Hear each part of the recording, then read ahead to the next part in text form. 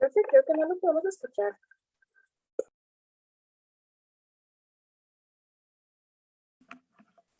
Disculpen, ahora sí. Y ahora sí. Ok, bueno. Vuelvo a repetir, damos inicio a el segundo, el último capítulo del segundo gran bloque de esta asignatura, Física General 2, y con esto estaremos terminando el capítulo de termodinámica. Bueno, este capítulo se llama Máquinas de calor, entropía y la segunda ley de la termodinámica.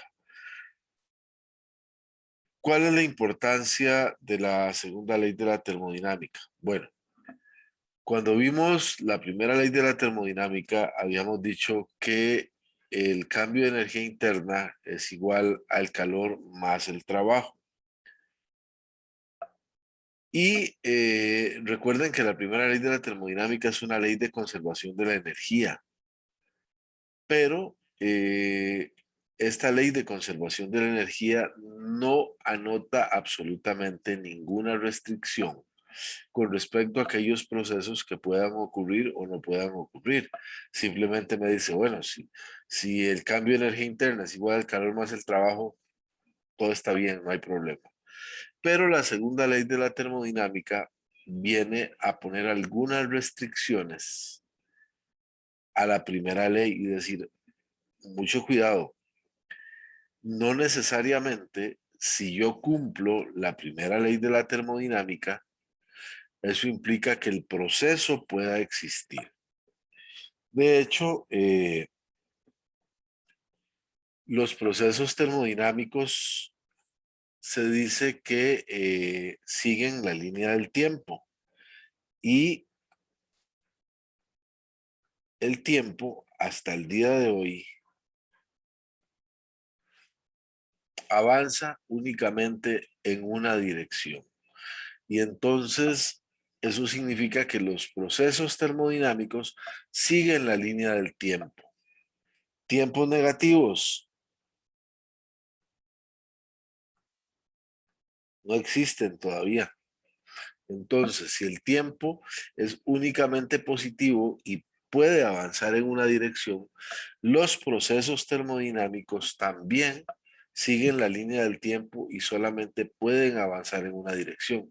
Entonces, justamente esa es la restricción que pone la segunda ley de la termodinámica a la primera ley de la termodinámica, que no necesariamente por el hecho de que se cumpla que el cambio de energía interna es igual a calor más el trabajo, el proceso puede ocurrir. Eh, un ejemplo muy sencillo, un ejemplo muy sencillo. Ya sabemos claramente en qué dirección fluye el calor, fluye del cuerpo más caliente al cuerpo más frío. Entonces, por ejemplo, no es posible que ustedes, una de dos, pongan un vaso que contiene agua ahí en el lugar donde están y que al finalizar la clase o el agua hierva espontáneamente o el agua se haya congelado espontáneamente. Eso no sucede. Podrá alcanzar la temperatura ambiente de la habitación en la que ustedes están, pero nada más. ¿Por qué? Porque si está más fría, si el agua está más fría que el ambiente, entonces el ambiente va a empezar a, a suministrar calor hasta que ese vaso que contiene agua está a temperatura ambiente. Si está más caliente, más bien es el vaso que contiene agua el que va a empezar a transferir calor al ambiente hasta que el sistema esté en equilibrio.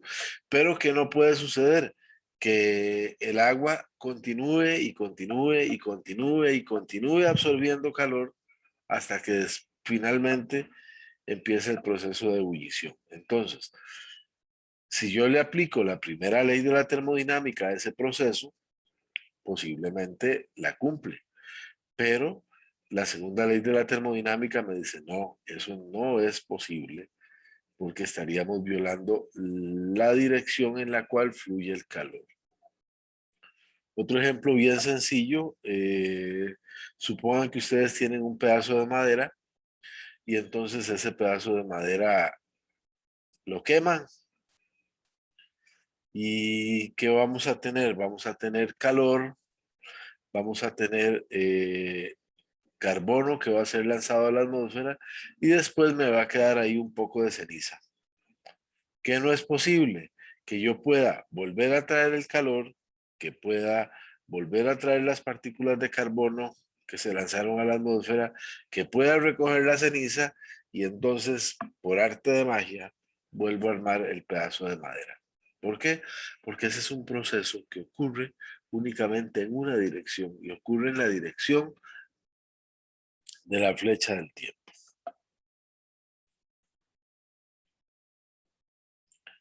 Bueno, posiblemente una de las primeras máquinas térmicas que se inventaron fueron las máquinas de vapor, allá a finales del siglo XIX, que implicó, por supuesto, toda la revolución industrial de la cual en algún momento ustedes tienen que haber escuchado. Bueno,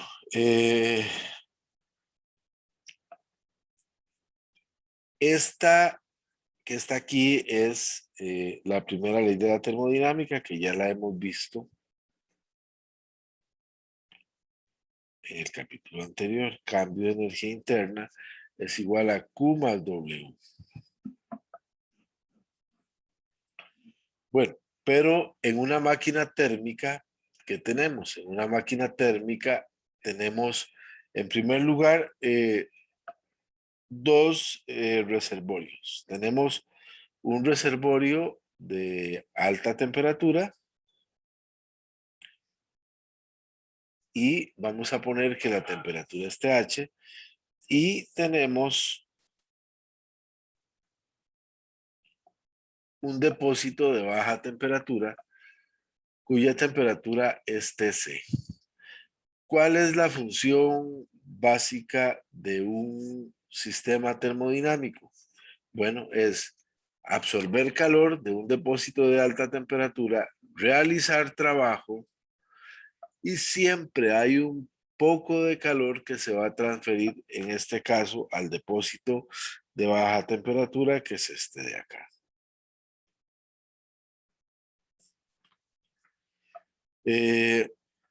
Entonces, vamos a decir que el calor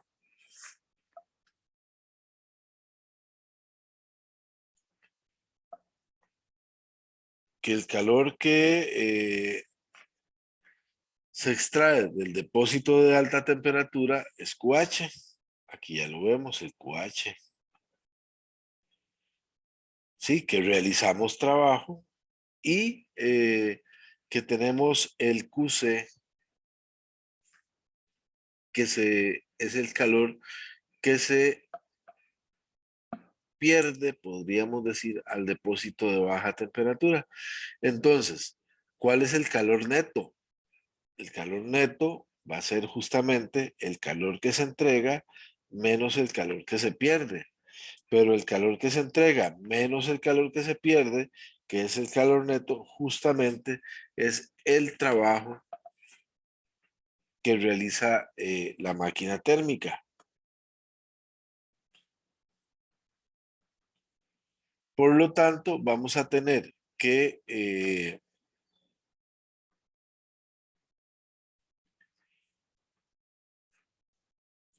la eficiencia, porque todas las máquinas térmicas tienen una eficiencia, va a ser el trabajo dividido entre el calor que se suministra. O sea, cuánto trabajo estoy realizando comparado con la cantidad de calor que tomé del depósito de alta temperatura. Pero ya en la ecuación de arriba tenemos que el trabajo es igual a QH menos QC. Entonces se hace la sustitución y me queda que 1 menos QC entre QH es igual a la eficiencia. Y la eficiencia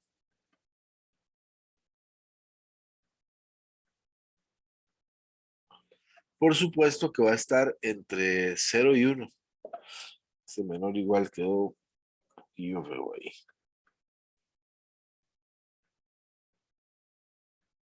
Vamos a ver si lo hago mejor.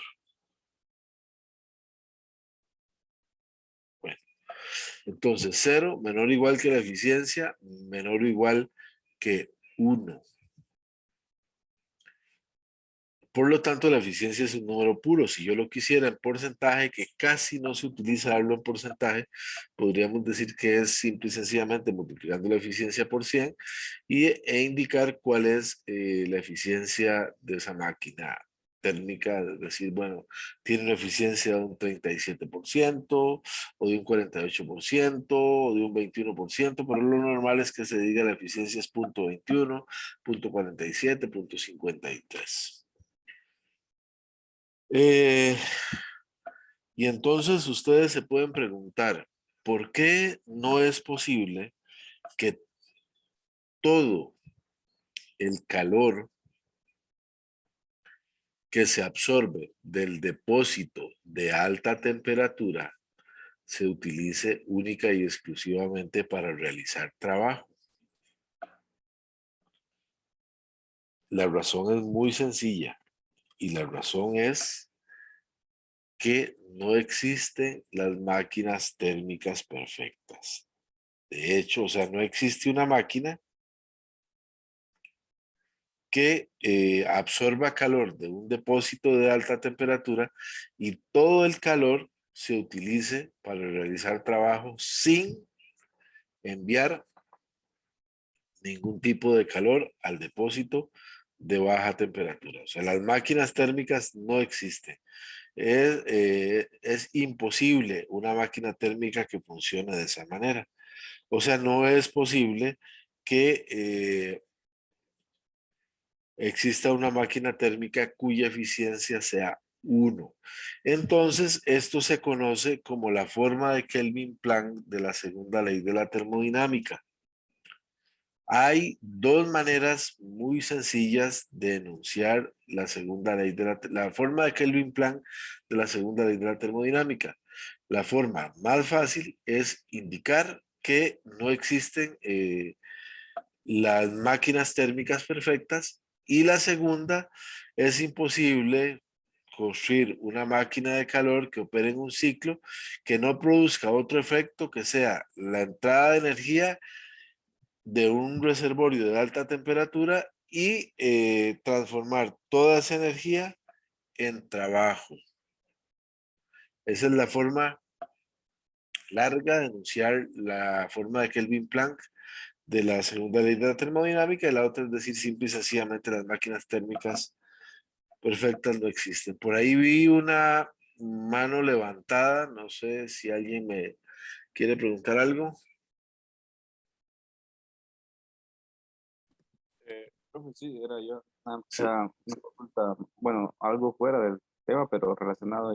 No sé si sabía usted si, bueno, o sabe sobre cuál es la eficiencia de los motores eléctricos con respecto a los motores alimentados por hidrocarburos, por ejemplo. Me gustaría saber. Sí, sí, sí, sí, ya le doy la respuesta. ¿Y otra pregunta? ¿Ahora solamente esa? De mi parte solo era esa, sí. Ok, la respuesta es muy sencilla. Los motores que trabajan con diésel y gasolina tienen eficiencias entre el 0,25 y el 0,3%. O sea, el 25 del 30% o el 0,25 del 3, el 0,3, perdón. Mientras que los motores eléctricos, si nos referimos específicamente a los vehículos, tienen eficiencias que andan en el orden de 0,98. O sea que en un motor eléctrico prácticamente toda la energía que se produce se utiliza para mover el vehículo. En los motores de combustión, si acaso un 30% de la energía que se obtiene del combustible que se quema se utiliza para mover el vehículo. O sea, de cada 100 colones usamos 30 para mover el vehículo y los otros 70 se van, se pierden, se desaparecen. Con gusto. Bueno, entonces, esta es la forma de Kelvin Planck de la segunda ley de la termodinámica. Repito, manera sencilla, no existe una máquina térmica perfecta. Y segunda, no es posible construir una máquina que opere en un ciclo que el único efecto sea absorber calor de un depósito de alta temperatura y transformar todo ese calor en trabajo. Cuando nos referimos a un reservorio, queremos decir que es un depósito en el cual por más calor que yo absorba de ahí, no va a cambiar la temperatura. O sea, yo puedo seguir y seguir y seguir y seguir absorbiendo calor del depósito de alta temperatura y la temperatura del reservorio siempre va a ser TH. Y exactamente lo mismo sucede con el reservorio de baja temperatura. Yo puedo suministrarle todo el calor que yo quiera y suministrarle y suministrarle y suministrarle calor que la temperatura no va a cambiar. Entonces, esa es la definición de lo que es un reservorio. Ok, ahora vamos a las bombas de calor operando como refrigeradores. En un refrigerador, la dirección en la que fluye el calor es contraria a cómo fluye el calor en las máquinas térmicas. O sea, el calor va del cuerpo más frío al cuerpo más caliente. Pero entonces, para que esto suceda, necesitamos realizar trabajo sobre el sistema. Vean que la flecha del trabajo cambió de dirección. Y entonces, ahora el trabajo entra y ese trabajo que entra me sirve para obligar a que el calor circule de el depósito más frío al depósito más caliente. Recuerden que el objetivo de la máquina de calor es realizar trabajo o absorber calor de un depósito de alta temperatura y realizar trabajo. En este refrigerador es al revés. Tenemos que realizar trabajo sobre el sistema para obligar a que el calor pueda fluir del depósito de baja temperatura al depósito de alta temperatura. Eso es, obviamente, menos intuitivo, que yo tengo que realizar trabajo para que el calor fluya en la dirección contraria a como normalmente lo hace. Y entonces esto nos lleva a la forma de Clausius de la segunda ley de la termodinámica.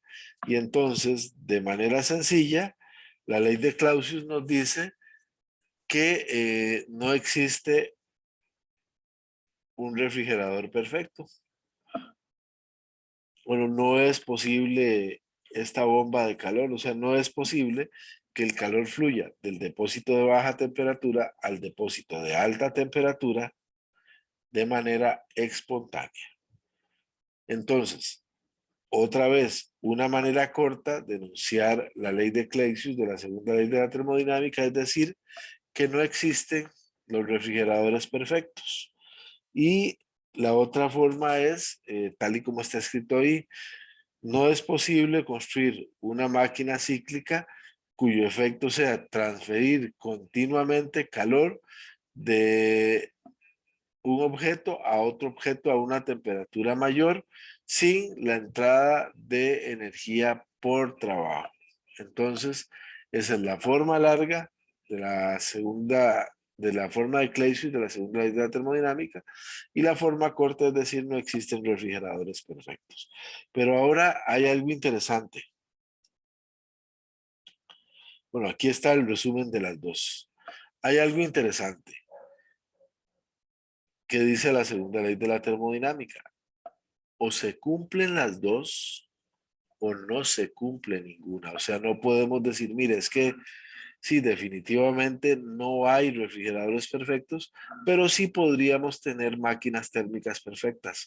La ley de la termodinámica impide eso. Si pudiéramos tener máquinas térmicas perfectas, podríamos tener refrigeradores perfectos. Pero como no hay refrigeradores perfectos, tampoco tenemos máquinas térmicas perfectas.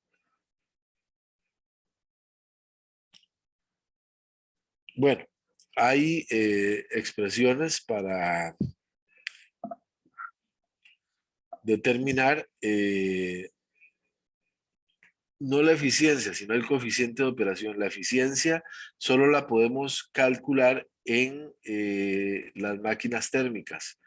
Para los refrigeradores vamos a calcular otra expresión que se llama el coeficiente de operación. Y entonces hay dos modos. Hay un coeficiente de operación en enfriamiento y hay un coeficiente de operación en calentamiento. El coeficiente de operación en enfriamiento es únicamente QC entre W y el coeficiente de operación para calentamiento es QH entre W. O sea, en un caso es la energía transferida a baja temperatura calculada contra el calor que hace la bomba de calor. Ese sería en el modo de enfriamiento. Y en el modo de calentamiento es la energía transferida al depósito de alta temperatura comparada con el calor, con el trabajo hecho por la bomba de calor. Entonces, ahí tenemos las dos expresiones del coeficiente de operación. Un buen coeficiente de operación puede tener un valor en el orden de 6, o sea, una refrigeradora nueva muy eficiente podría andar con un coeficiente de operación en el orden de 6. Entre más altos sean los coeficientes de operación, más malos son los refrigeradores. Y el coeficiente de operación también es un número puro. Lo que pasa es que aquí no podemos dar un rango como si se pudo dar un rango en el caso de la eficiencia de las máquinas térmicas.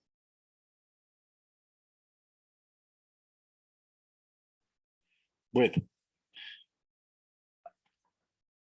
este título que está aquí, procesos reversibles y procesos irreversibles, va a sonar un poco contradictorio comparado con lo que yo les dije hace un rato, que los procesos termodinámicos siguen la línea del tiempo, que la línea del tiempo solo avanza en una dirección. Entonces ustedes se preguntarán, bueno, ¿cómo es que entonces podemos tener un proceso que sea reversible? Bueno,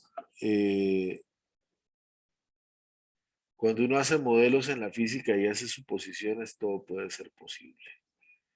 De hecho, muchos de los procesos que hemos visto aquí son procesos ideales y muchas de las cosas que ustedes vieron en física 1 son sistemas ideales. Por ejemplo, se tiene una superficie sin fricción. No existe una superficie sin fricción. Puedo tener una fricción muy baja, pero no existe. Caída libre, que supone que el aire no afecta lo que se está lanzando. Entonces estamos idealizando un modelo. Entonces aquí también vamos a idealizar un modelo. Aquí hay otro ejemplo de un proceso irreversible. Yo puedo tener un recipiente que contiene un gas. Ese gas originalmente está en la mitad del recipiente. Ya lo vamos a tener aquí.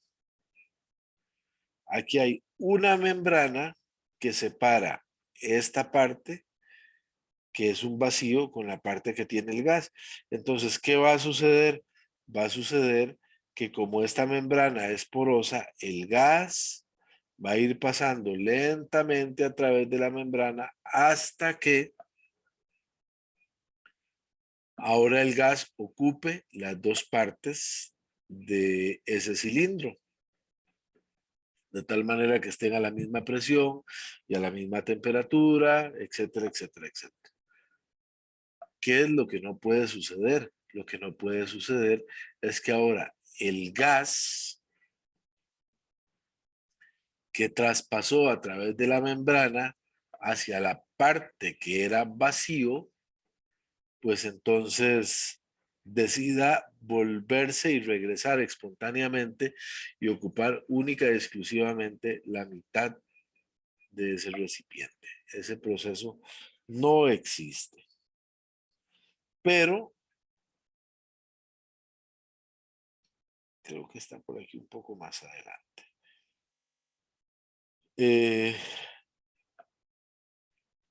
Existe una manera de convertir un proceso reversible en un proceso irreversible. Yo tengo básicamente dos formas. Creo que eso está un poquito más adelante, pero lo vamos a ver de una vez. Ok, vamos a suponer que yo tengo un recipiente acá.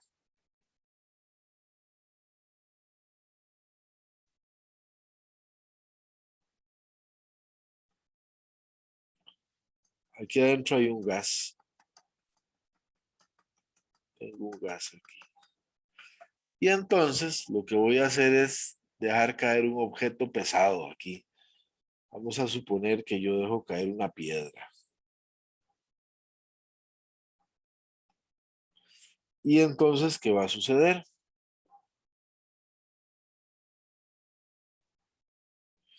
Va a suceder que el gas que yo tengo ahí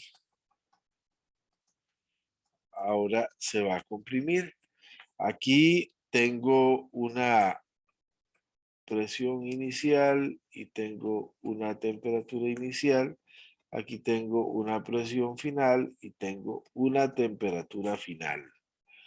El problema es que si yo dibujo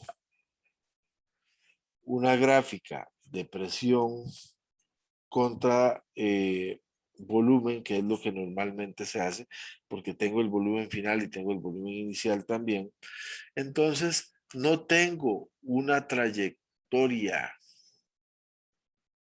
Yo solo sé que el punto final está por aquí y que el punto inicial está por ahí.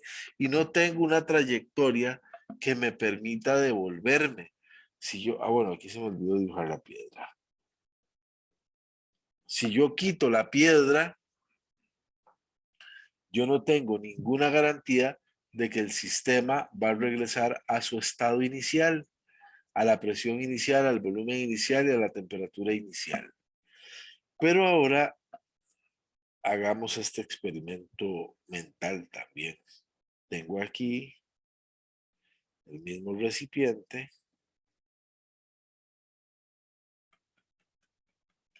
que contiene el gas y entonces ahora yo tengo aquí arena y tengo granitos de arena que van cayendo sobre ese pistón. Entonces, cae un grano de arena y la perturbación que experimenta el sistema es tan pequeña que prácticamente de manera inmediata alcanza el equilibrio térmico. Y así que alcanzó el equilibrio térmico, cae otro grano de arena, perturba el sistema, pero nuevamente lo perturba tan poco que otra vez el sistema alcanza el equilibrio térmico prácticamente de inmediato. Y así van a seguir cayendo un granito de arena, un granito de arena, un granito de arena, un granito de arena, y cada grano de arena que cae va a perturbar el sistema muy poco y va a alcanzar el equilibrio térmico de inmediato. Y entonces, después de un rato, yo voy a tener un efecto similar al anterior, o sea, voy a comprimir aquí tengo la arena por aquí, voy a comprimir el sistema, pero la gran diferencia es que esta vez, si yo dibujo un diagrama presión-volumen, voy a tener la trayectoria. No solamente voy a tener el punto inicial y el punto final, sino que voy a tener la trayectoria. Y entonces eso me va a permitir recorrer ese sistema en la dirección contraria. O sea, nuevamente ahora yo empiezo, quito un grano de arena y el sistema se perturba tan poco que alcanzas su equilibrio de inmediato. Y así poco a poco, yo voy quitando todos los granitos de arena y entonces cuando yo quite el último grano de arena, yo puedo asegurar que el sistema está en el estado inicial de presión, volumen y temperatura. Este proceso se conoce como proceso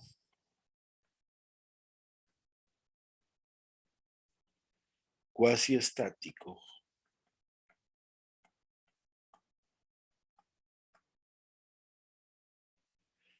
Reversible.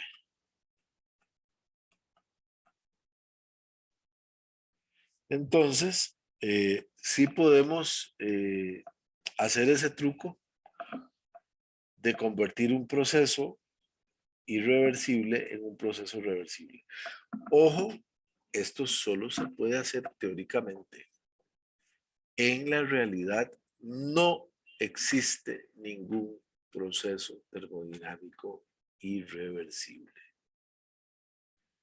En el papel podemos hacer algunos trucos y convertir los procesos irreversibles en procesos reversibles. Pero en la realidad, en la vida real, no existe ningún proceso termodinámico que sea irreversible.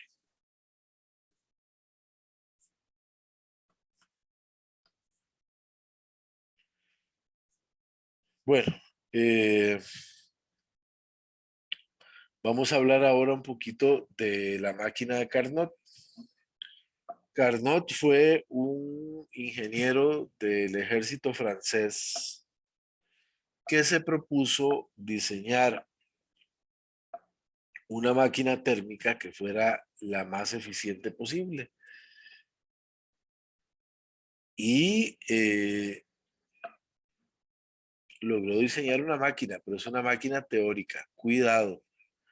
La máquina de Carnot, o sea, nadie puede llegar a un día donde están ustedes y decirle, mire, es que tengo aquí una máquina de Carnot y ponerla en la mesa donde ustedes están. La máquina de Carnot no existe, es una máquina teórica.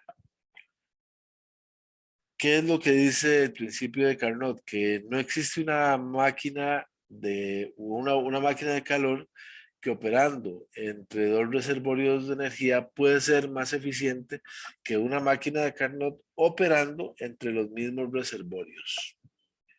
Entonces, ustedes me dirían, bueno, ¿cuál es el objetivo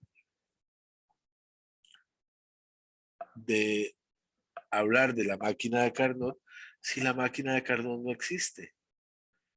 Porque justamente nos da un límite a la eficiencia. Si yo pongo a operar una máquina de Carnot entre dos reservorios y me da que la eficiencia de la máquina de Carnot es 0.7, ya yo sé que la máquina real tiene que tener una eficiencia menor que la máquina de Carnot porque ninguna máquina puede ser más eficiente que la máquina de Carnot. Entonces, a pesar de que es una máquina teórica, me sirve desde ese punto de vista saber cuál es el límite superior que yo puedo tener justamente para esa máquina real. Bueno, aquí tenemos la bomba de calor nuevamente ya reunida en una sola gráfica y la bomba de calor. Entonces lo que vamos a tener es que la eficiencia de Carnot siempre va a ser mayor que la eficiencia real. Algunas veces la eficiencia de Carnot se le conoce también con el nombre de eficiencia teórica. Y vamos a ver si está por aquí. Bueno, ahora vamos a demostrar por qué es que ninguna máquina puede ser más eficiente que la máquina de Carnot. Este es un ciclo de Carnot. Un ciclo de Carnot tiene 4 etapas. Tiene una expansión isotérmica. Tiene una expansión adiabática. Tiene una compresión isotérmica y tiene una compresión isotérmica y una compresión adiabática. Todo ciclo tiene que tener una entrada de calor y una salida de calor. Como tenemos 2 procesos adiabáticos, entonces en los procesos adiabáticos, ni en la expansión adiabática ni en la compresión adiabática, esta sería la expansión adiabática y esta sería la compresión adiabática. Entonces, aquí no puede entrar ni salir calor, que es la característica de un proceso adiabático. Y aquí tampoco puede entrar o salir calor porque es un proceso adiabático. Entonces, en esta etapa, que es la expansión isotérmica, aquí tenemos el QH. Hay calor que entra al sistema. Y en la compresión isotérmica hay calor que sale del sistema. Entonces ya tenemos el QH y tenemos el QC. Y sabemos que en estos dos, en las expansión o compresión isotérmica, no hay entrada ni salida de calor. ¿Cómo quedaría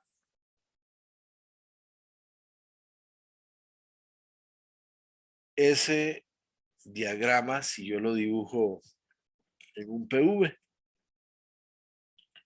Bueno, aquí lo tenemos. Esta es expansión isotérmica. Vean que si la isotérmica siguiera, iría por aquí. Y entonces, en esta expansión isotérmica, vamos a tener la TH, que es la temperatura del reservorio de alta temperatura. Una vez que nos pasamos a la isotérmica, recuerden que la diabática, perdón, recuerden que la diabática tiene una pendiente mayor que la isotérmica. Entonces, aquí se separan. Si la isotérmica estuviera, vendría por aquí, pero viene la diabática y viene por aquí con una pendiente mayor. Ok, ahora volvemos a tener una compresión isotérmica. Si la isotérmica siguiera, iría por aquí, pero ahora la última etapa es una compresión adiabática. Entonces la diabática igual va a tener una pendiente mayor y entonces voy a regresar ahí al estado inicial de presión, volumen y temperatura. ¿Cuánto trabajo realizo? Es el trabajo que está bajo, es el área que está bajo, encerrada por esas 4 curvas. Ya yo sé cómo calcular un trabajo en un proceso isotérmico y ya yo sé cómo calcular un trabajo en un proceso adiabático. Entonces calculo el trabajo en los 2 procesos adiabáticos, en los 2 isotérmicos y ese es el trabajo que se va a realizar con una máquina de Carnot. Bueno, se puede comprobar que para una máquina de Carnot la relación entre QC y QH es igual a la relación entre TC y TH.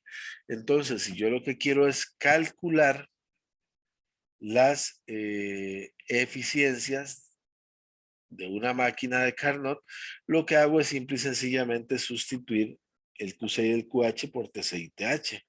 Entonces, esta sería la eficiencia de una máquina real, 1 menos QC entre TH. Y esta sería la eficiencia de una máquina de Carnot.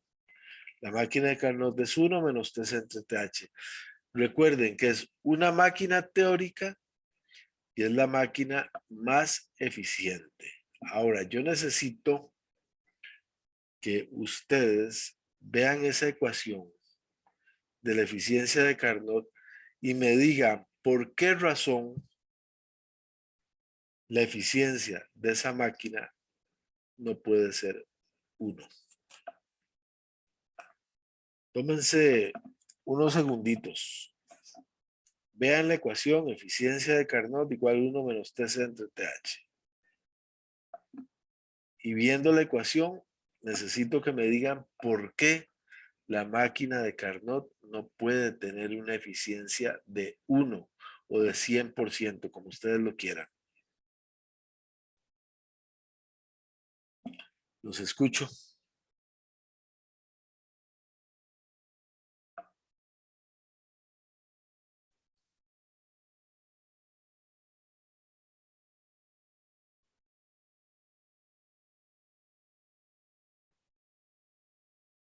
O se pueden preguntar, ¿qué necesito yo para que eso de 1? Para que eso de 1, necesitaría que esto de 0. ¿Y qué necesito para que eso de 0?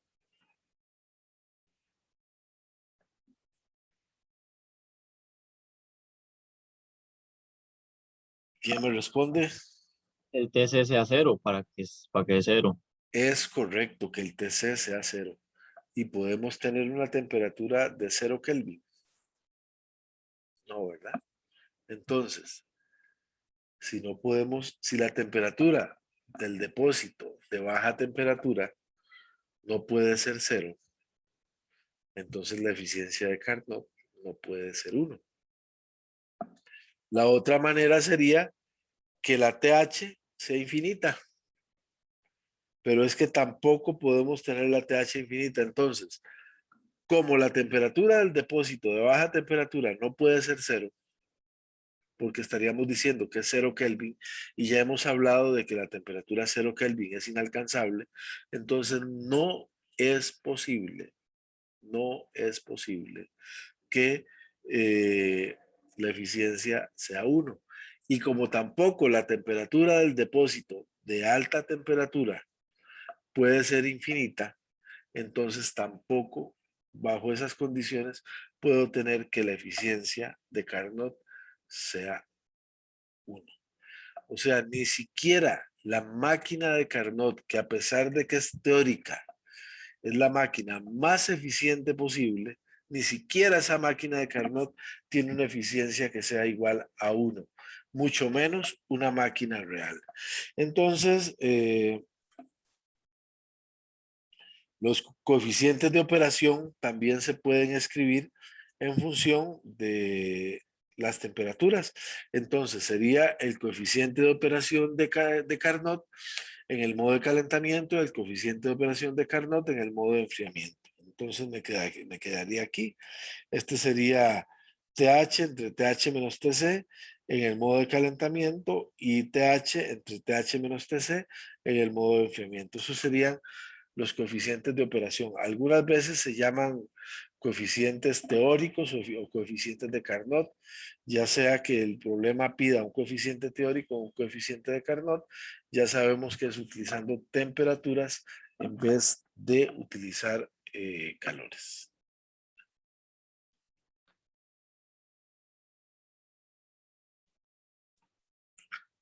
Bueno, entonces siempre que queramos calcular la eficiencia de Carnot o el coeficiente de operación de Carnot, ya sea en modo de calentamiento o en modo de enfriamiento, tenemos que usar temperaturas en vez de usar calores.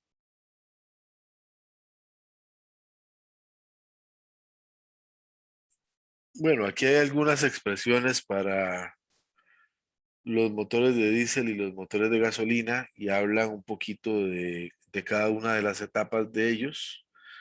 Eh, la entrada, la compresión, la chispa, eh, la expansión, la eliminación de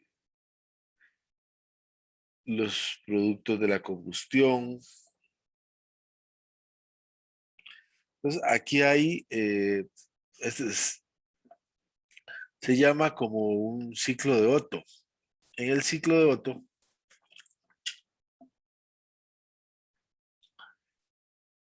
nos puede servir para los motores de diésel. En el ciclo de Otto tenemos dos procesos adiabáticos y dos procesos isovolumétricos. Entonces, en los adiabáticos no puede haber entrada y salida de calor, porque esa es la característica de un proceso adiabático. Entonces, en este proceso isocórico sale calor y en este proceso isocórico entra calor. Y aquí no puede haber entradas ni salidas de calor.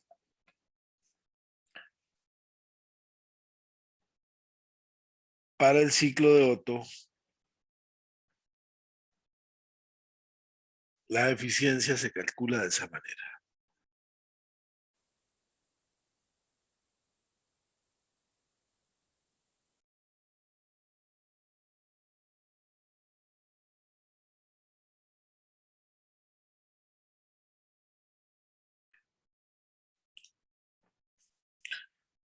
La eficiencia es 1 menos 1 entre V1, V2 a la gamma menos 1, donde el gamma es igual la razón de los calores específicos molares. Este V1 entre V2 es el volumen máximo comparado con el volumen mínimo. Se llama la razón de compresión. Y así podemos calcular la eficiencia del ciclo Otto.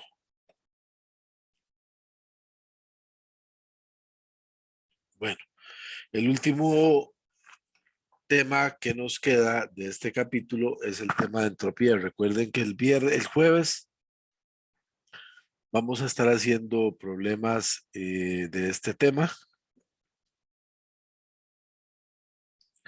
La entropía en alguna medida se conoce como el estado de desorden de los sistemas termodinámicos.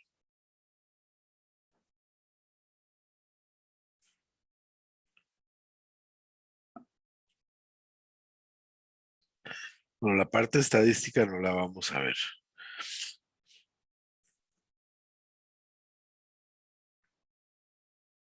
La entropía, vamos a decir que es el ds es de Q reversible entre T. O sea que el delta S es la integral desde el estado inicial hasta el estado final de de Q de T. Entonces tenemos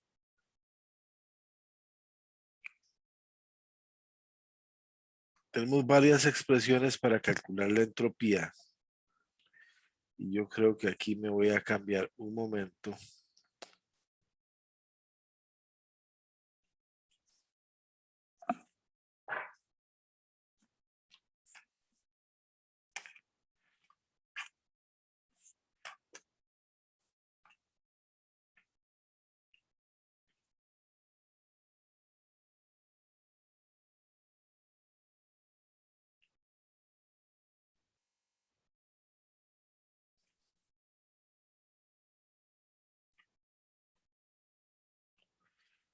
Ok, entonces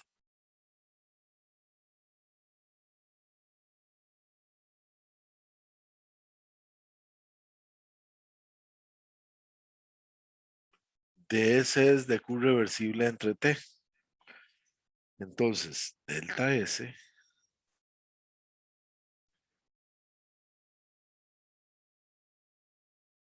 desde el estado inicial hasta el estado final.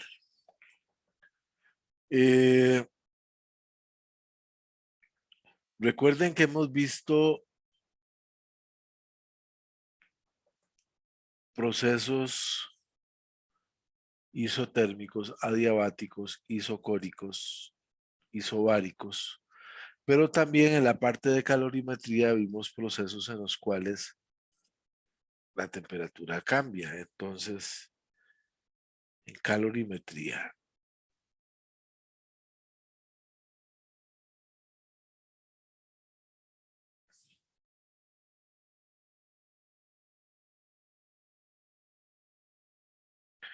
¿Qué sería entonces el de Q?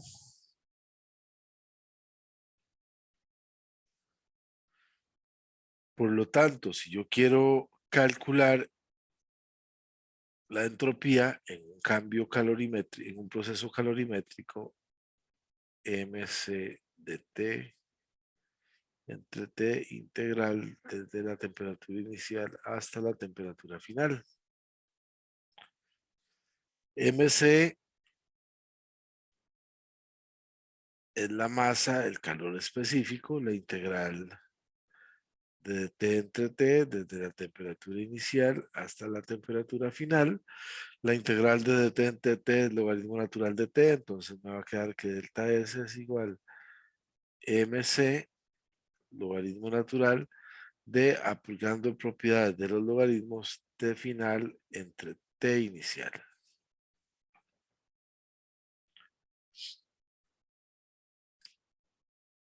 ¿Qué pasa si queremos calcular la entropía en un cambio de estado?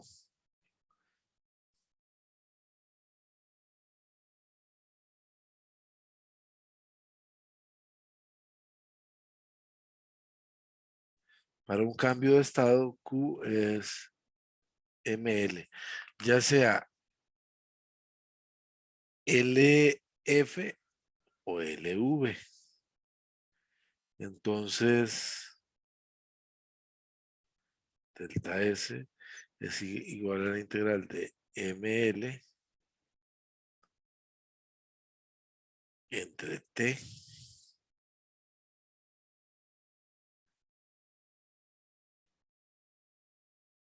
por ser un proceso donde la temperatura es constante, la temperatura puede salir de la integral,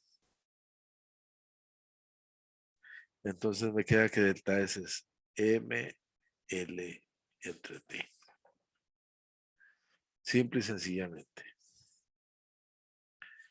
Ojo que hay que tener mucho cuidado en los casos calorimétricos, porque de acuerdo con la segunda ley de la termodinámica, tenemos que si el proceso es reversible, el cambio de entropía es cero. Pero si el proceso es irreversible, el cambio de entropía tiene que ser mayor que cero.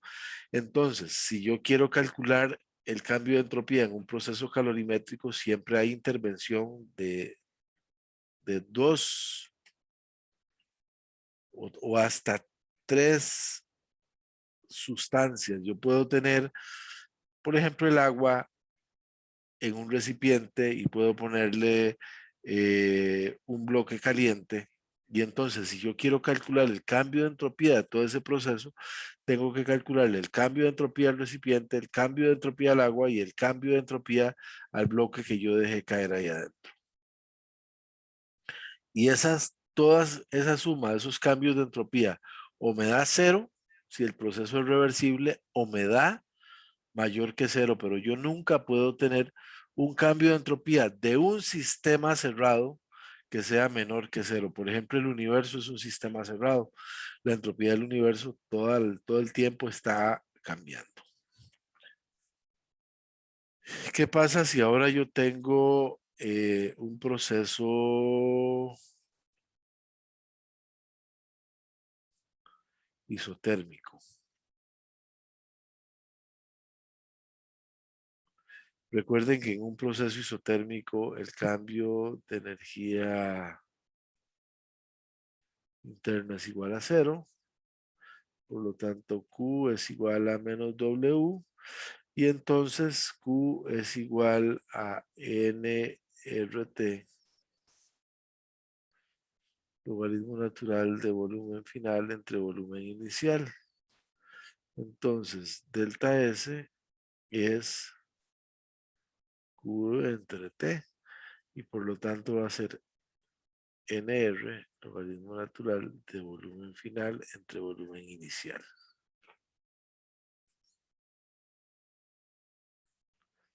¿Qué pasa ahora si tenemos un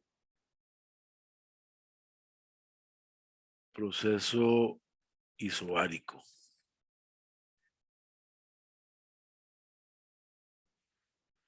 Q Q es igual a N CP delta T. Por lo tanto, dQ es igual a N CP de T. Y delta S va a ser igual a la integral de N CP de T entre T. Y esto es igual a N CP. Y el delta S va a ser igual a N CP, logaritmo natural de temperatura final entre temperatura inicial. Porque esto aquí siempre lo integramos de la temperatura inicial a la temperatura final. ¿Qué pasa si ahora tenemos un proceso isocórico? En el proceso isocórico, Q es igual a NCV delta T. O sea, lo que es lo mismo poner de Q igual NCV de T. Y me va a quedar exactamente igual que en el proceso isobárico. Entonces me va a quedar que delta S es NCV, logaritmo natural de T final entre T inicial. ¿Qué pasa si tenemos un proceso adiabático?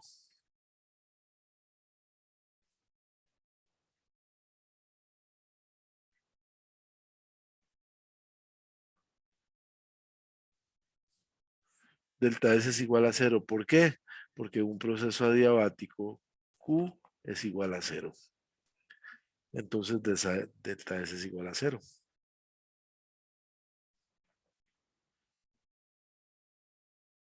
Entonces ya calculamos el cambio de entropía en un proceso isotérmico, en un proceso isobárico, en un proceso isocórico y en un proceso adiabático, y vimos cómo se calculan los cambios de entropía en los procesos calorimétricos y en los procesos en los cuales tenemos básicamente, no tenemos cambio de temperatura, como durante los cambios de estado. Simple y sencillamente es eso dividido entre la temperatura.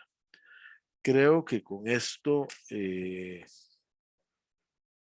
estamos dando fin al capítulo.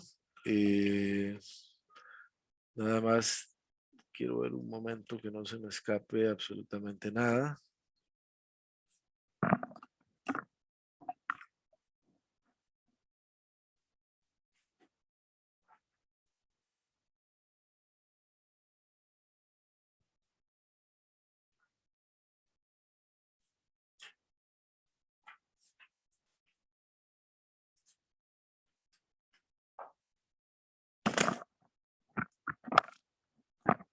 No se me escapa nada. Entonces, con esto estamos dando por finalizado el capítulo de segunda ley de la termodinámica. Solo nos quedaría el vernos el jueves para resolver problemas de todo este tema de acá.